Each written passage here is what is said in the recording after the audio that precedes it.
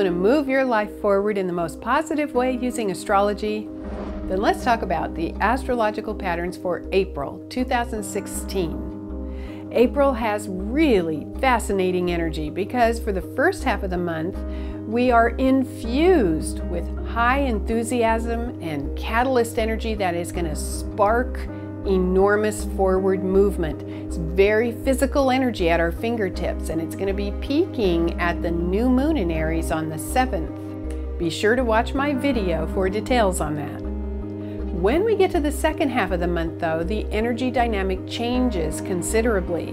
We have Mars going retrograde in Sagittarius on the 17th, and Saturn is already retrograde in Sagittarius. So that second half of the month is an internalization time where we get to integrate our connection with the truth, with spiritual truth.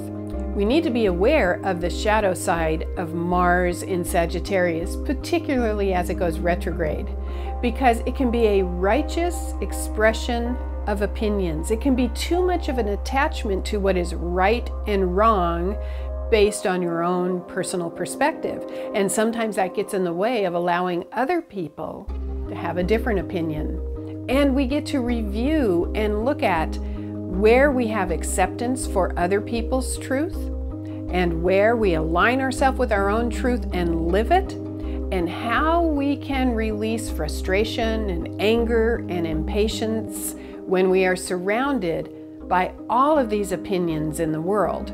The second half of the month is very important because the internal process that goes on ultimately is going to lead to more lovingness, but it's quite challenging. So you may see some of this playing out in the world where we get this display of righteous opinions demonstrating with a right and wrong mentality, and we have the opportunity at that time to try to remain peaceful. We're going to be bombarded with the intense energy of strong opinions and right and wrong, and it is our job to step into a higher view of that. And all of this process of integration is going to be very strong at the full moon in April on the 22nd in Scorpio. And then that's followed by Mercury turning retrograde in Taurus on the 28th. Now, what this is saying is that we need to get into new habits and disciplines. We need to sort of engage in the repetition of consistent behavior that is strong and focused and solid. So you can see where April has two definite energy flows. The first half is enthusiastic, sparking new behavior, catalyst energy for new beginnings, and then the second half, integration, focus with repetition and strength.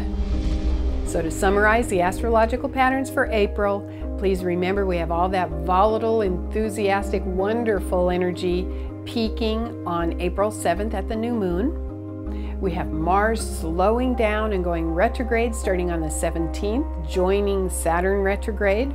And then we have that full moon in Scorpio on the 22nd and Mercury retrograde on the 28th, and that will very much support a focused, consistent, repetitive habit structure in your life so that you can integrate all the things that you started in the beginning of the month and bring them into fruition.